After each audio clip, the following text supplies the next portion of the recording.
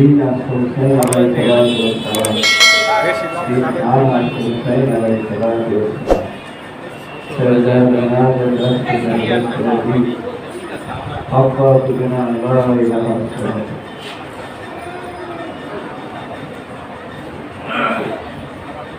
আজ 22শে মে আমাদের গুরুমা বেগম গৌরা সালামুল্লাহের তিরোধান দিবস স্মরণে আয়োজিত অনুষ্ঠানে উপস্থিত আছেন আমাদের দয়াল মাওলা সরুদ্দিন আহমদ চিশতি আলাইহিস সালামের আহ্বান মেজর শাহজাদা আমাদের দয়াল জনাব আনোয়ার আহমেদ শিবলি সাহেব, উপস্থিত আছেন বিভিন্ন অংশ থেকে আগত তরিকতের ভাই ও বোনেরা, সকলের ভিতরে সেই পরম সত্তার প্রতি ভক্তি রেখে আমি কিছু আলোচনা করব। আজকে এমন একটি দিন যেদিন আমাদের মা এই জাহিরি জগৎ থেকে অন্তরালে চলে গেছেন। ব্যক্তিগত জীবনে আমি বহুবার মায়ের সাথে কথা বলেছি, সাথে বসেছি, দেখেছি। কিছু কিছু স্মৃতি আছে, কিছু বলাও যায় না। আমার জীবনে একটা স্মৃতির কথাই বলি, সেটা হলো ফেনী বারাইগুনি দরবার শরীফ। সেখানে একটি চিল্লাঘর আছে। এই চিল্লাঘরে দীর্ঘদিন আমি ছিলাম। আমাদের দয়াল মাওলা সহ আম্মা হুজুর বারাইগুনি গিয়েছিলেন। আমি প্রায় কয়েক বছর দয়ালের যে রুম, বাবার রুমে অবস্থান করতাম। যে রুমটা সকলের জন্য রাখা আছে, ওই রুমে ছিলাম। এই মা প্রথম আমাকে বললেন যে মুস্তাফিজ, তুমি ঘরে আর থাকবে না, তুমি বাবার রুমে থাকবে। সেই থেকে আসলে আমি বাবার রুমে আসি। এটা আমাদের দয়াল মায়েরই কথা। আমি কিছুদিন ফরিদাবাদ বাসায়ও ছিলাম একটা সময়। সেখানেও মা আদর করেছেন। অনেক সময় ডেকে বাইরে থেকে নিয়ে আসতেন লোক দ্বারা। তো কি বলবো, মা তো মাই। আমাদের আল কোরআনে 6টি কাফ শক্তির কথা বলা আছে আমাদের দয়ালে লেখা। কাইয়ুম, কুদ্দুস, কাহার, কাবির, কাবিদুর, কুদ্দুস, এই যে 6টি শক্তিশালী নামের সমষ্টি কে বলা হয় কাফ শক্তি। আর একটা শক্তিশালী নাম হলো কুদ্দুস, পবিত্রতা দানকারী শক্তি।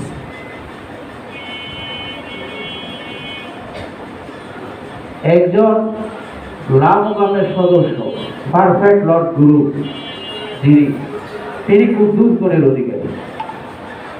কুদ্দুস গুণ এমন একটি গুণ, তিনি যাকে স্পর্শ করেন সে পবিত্র হইয়া যায়। তিনি যে অবস্থানে থাকেন সেটা পবিত্র, তিনি যে বার গিয়ে অবস্থান করেন সেটাও পবিত্র, তার স্পর্শে যারা আসে তারাও পবিত্র।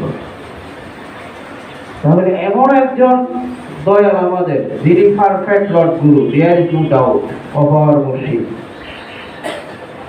এমন একজন মুর্শিদের স্মরণে যিনি ছিলেন, সাথে ছিলেন, এই ব্যাপারে আসলে কোনো কথা বলে শেষ করা যায় না।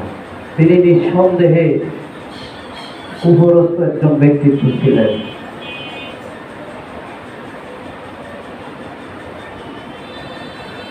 মা, যেহেতু আজকে মায়ের দিবস, আল কোরআনের সূরা নূরের 24 নম্বর সূরা 26 নম্বর আয়াতিতে আছে আল খাবিসাতু লিল খাবিসিনা আল খাবিসুনা লিল খাবিসাত ওয়াত তাইয়িবাতু লিত তাইয়িবিনা ওয়াত তাইয়িবুনা লিত তাইয়িবাত লাহু মাগফিরাতুর রিজকুল কারীম। খবিশের সাথে খবিশ, খবিশ নারীগণের জন্য খবিশ পুরুষগণ, খবিশ পুরুষগণের জন্য খবিশ নারীগণ, পবিত্র পুরুষগণের জন্য পবিত্র নারীগণ। আল কোরআন খবিশ পুরুষ খবিশ নারী, এটাই বিধান। আর পবিত্র পুরুষ পবিত্র নারী, বাবা যেমন পবিত্র মাও পবিত্র। আমাদের সংসার জীবনে বিশেষ করে আমরা যারা এই দর্শনে আছি,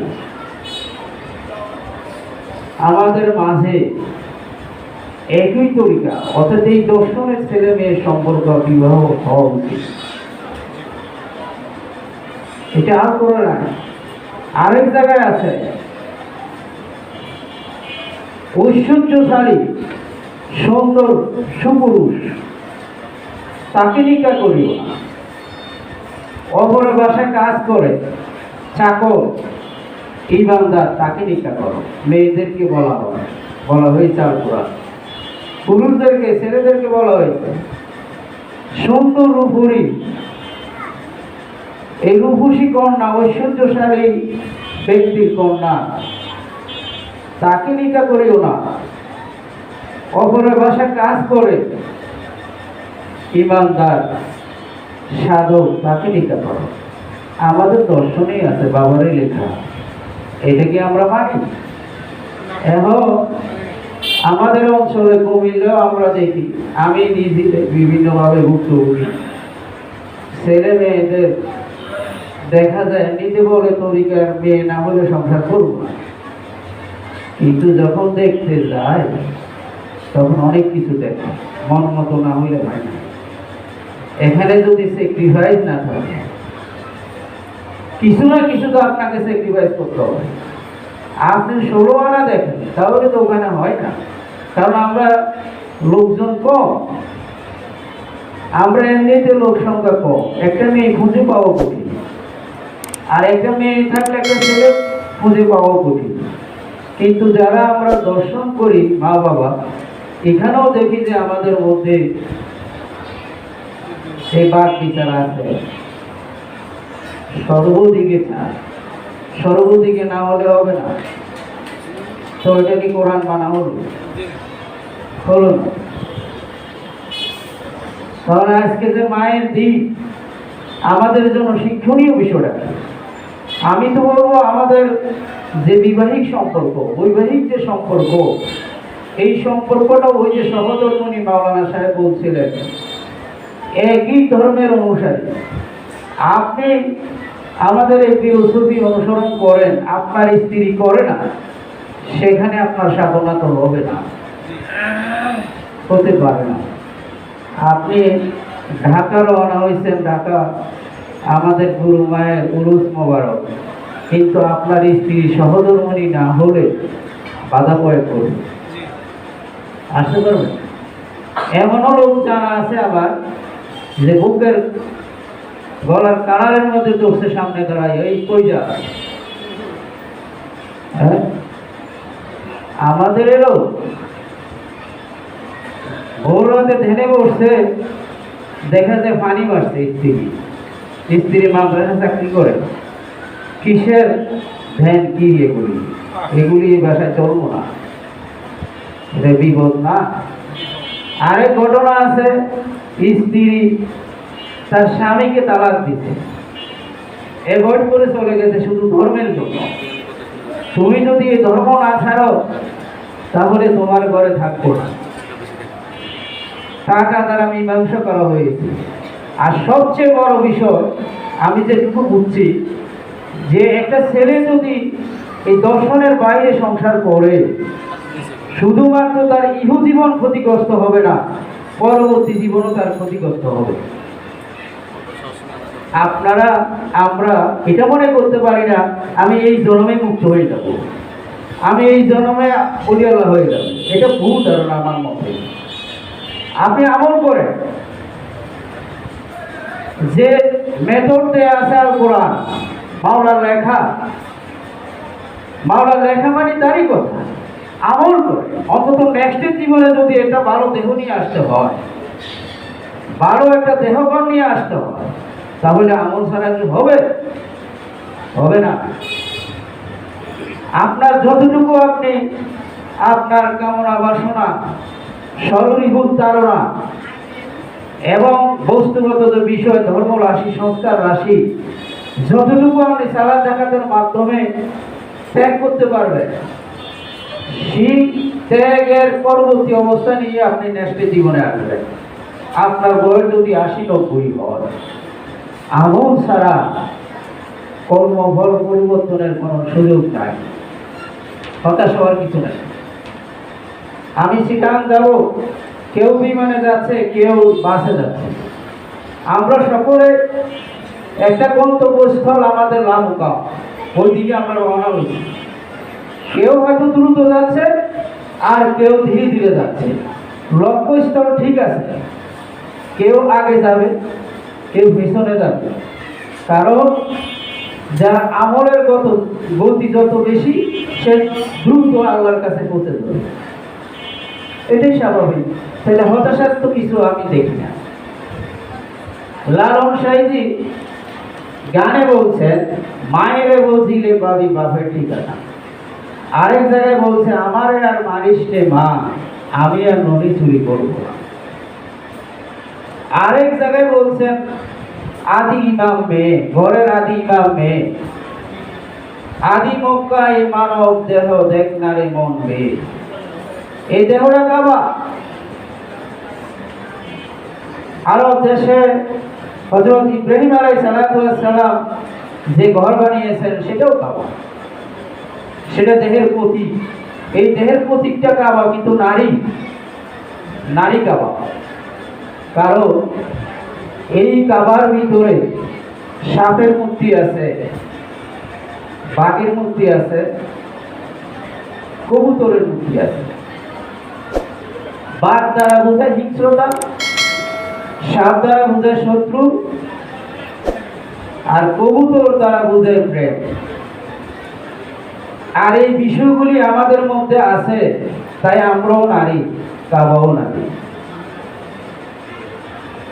এই নারীত্ব থেকে মুক্ত হলে পুরুষ হয়। লালন সাইজি বলছেন, পুরুষ পরওয়ার দেখা অঙ্গে ছিল প্রকৃতিটা।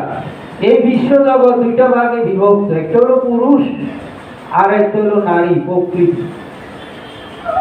প্রকৃতিকে কি অ্যাভয়েড করে চলা যাবে? কেউ পারবে?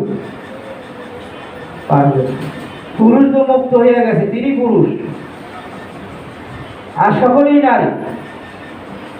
নারীর মধ্যে আবার দেহধারী নারী। এই নারীটা আবার মা ফাতেমার প্রতীক। মা ফাতেমাকে আল্লাহ মা বলে ডেকেছে। আমি যদি একটু গভীরের দিকে বলি, আমার দেহটা দুইটা ভাগে বিভক্ত। আল্লাহ সত্তা, শয়তান সত্তা, আবার পুরুষ এবং নারী। আমার মধ্যে নারীত্ব যেমন আছে, রূপে পুরুষ রূপে আছে। এই দেহে নারীত্বের ভজন না করে, পূজা না করে, আমার ভিতরে যে পুরুষ আদি সত্তা, তার জাগরণ হয় না। মায়ের বদল আপনার মধ্যেই মা আছে, মা ছাড়া মুক্তির কোনো রাস্তা নেই। ওই যে বলছিল মায়ের কি অপমান হয় না, মা মায়ের শ্রদ্ধা ভক্তি, মায়ের পূজা করেই মুক্তি অর্জন করতে হয়। পঞ্চ গুরু একটা কথা আছে, পিতা মাতা গুরু, বড় ভাই গুরু, শিক্ষক গুরু এবং মুর্শিদ দীক্ষা গুরু, পঞ্চগুরু। তো মা বাবা তো প্রথম গুরু।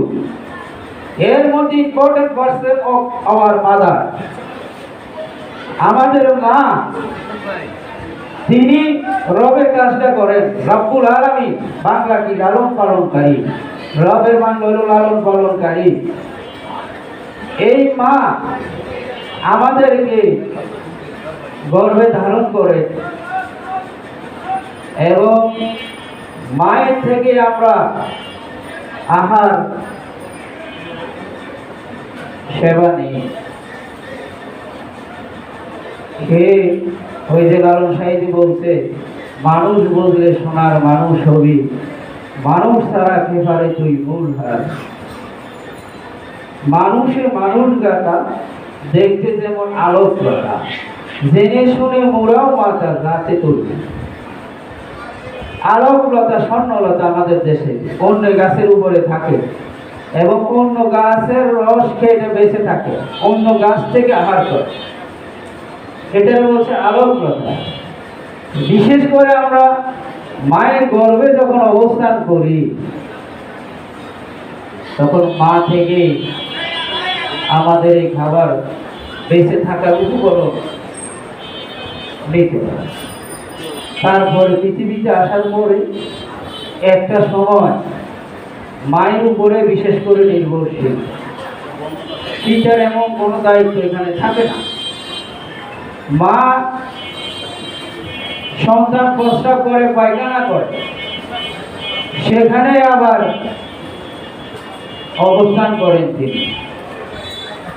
এটাকে আমাদের দয়ার এক জায়গায় পাইলাম, ইন্নাল্লাহা আফুওয়ান গাফুর, নিশ্চয়ই আল্লাহ স্নেহময় ক্ষমাশীল, স্নেহময় ক্ষমাশীল।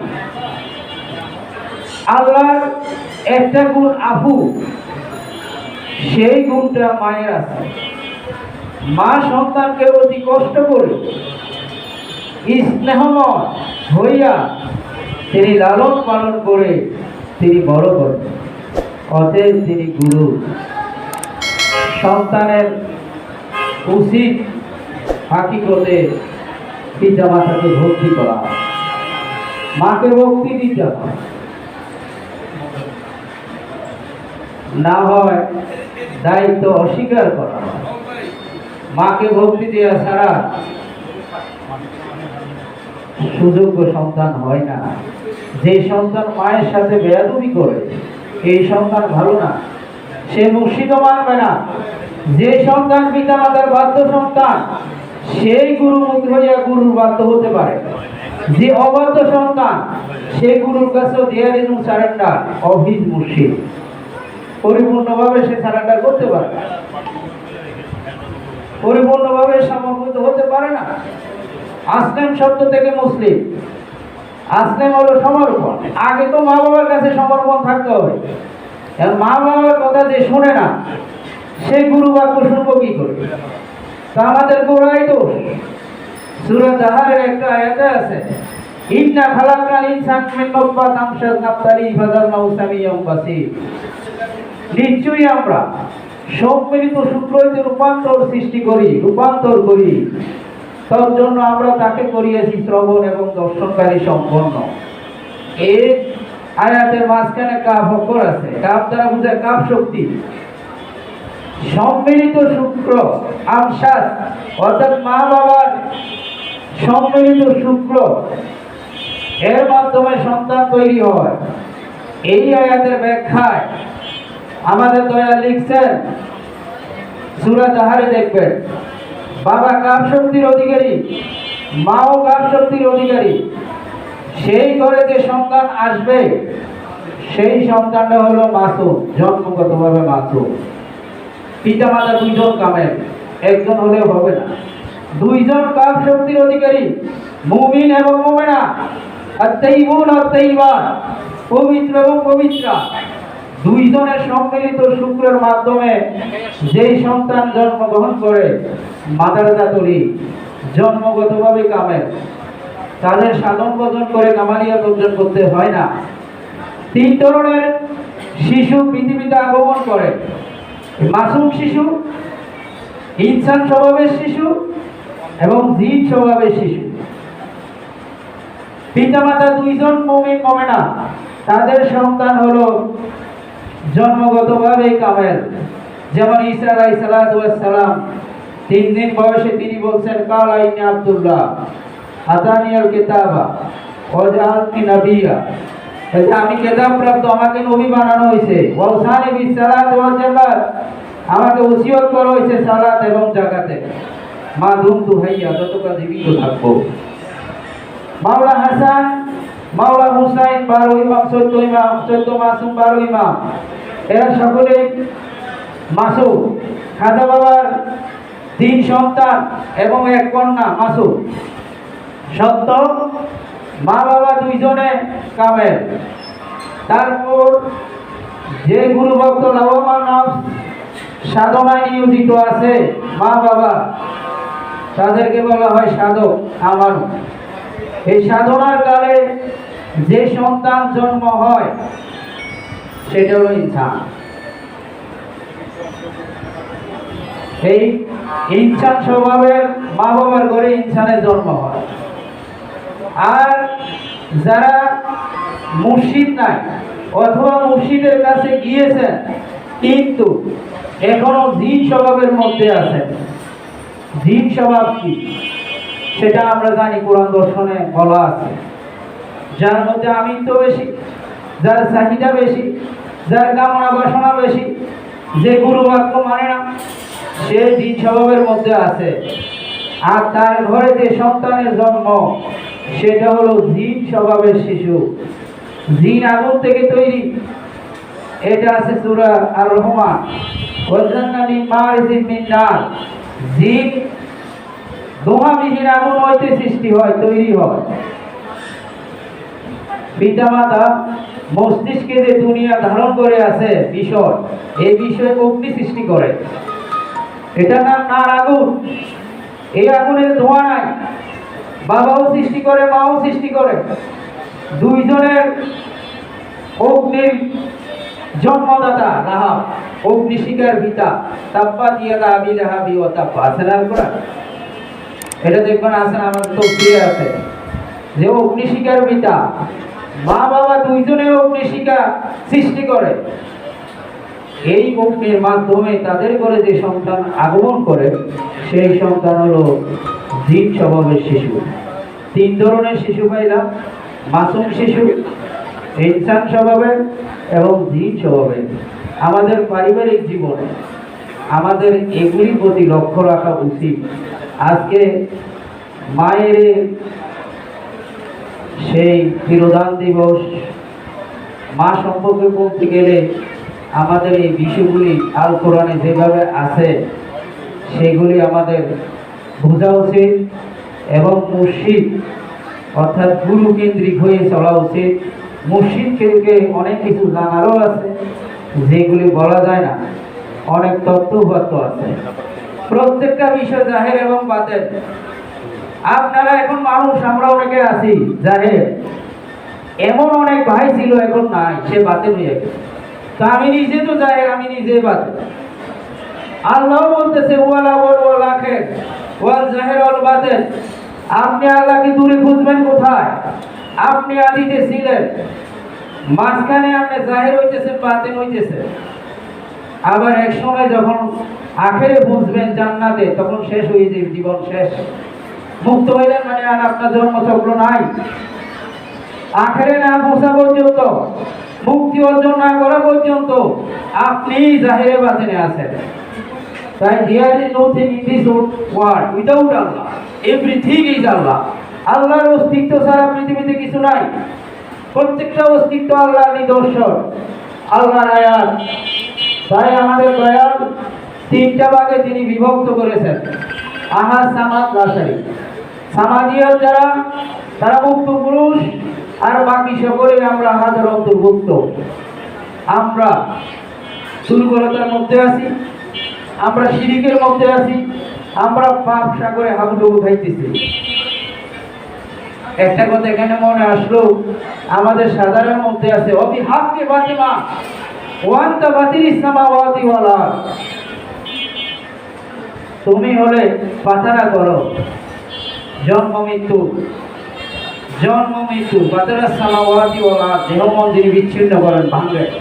দুই ভাবে দেহ মন ভাঙবে, একটা হলো মৃত্যুর মাধ্যমে, আর একটা হলো সাধনার মাধ্যমে। সাধনার মাধ্যমে দেহ মন বিচ্ছিন্ন হয়, কামালিয়াত অর্জন করে। আর একটা হলো আমরা যখন মারা যাই, আমরা মায়ের দ্বারে বারবার মরি, বারবার পৃথিবীতে আসি, এটা মায়ের ধারে গিয়ে আমরা ঠিক। অতএব আমাদের নিজেকে পবিত্র করার জন্য, নিজেকে জন্মান্তর থেকে মুক্তি নেওয়ার জন্য মায়ের ভজনা করতে হয়। অতএব মা হলো বড়। আপনি কোনো জায়গায় যদি একটা ধাক্কা খান, মা করে ডাক দিবেন, মাঠে আগে আসে, আল্লাহ আসে না, বাবাও আসে না, মা বলে ডাক দিই। অতএব সকলে ভালো থাকেন, সকলে আমরা গুরুমুখী থাকি, মাওলাকে স্মরণ করি, এ আশাবাদ ব্যক্ত করি সকলের সেই ভিতরের পরম সত্তার প্রতি ভক্তি রেখে আমি আমার আলোচনা এখানে শেষ করলাম। জয় গুরু, জয় মাওলা সদরুদ্দিন আহমদ।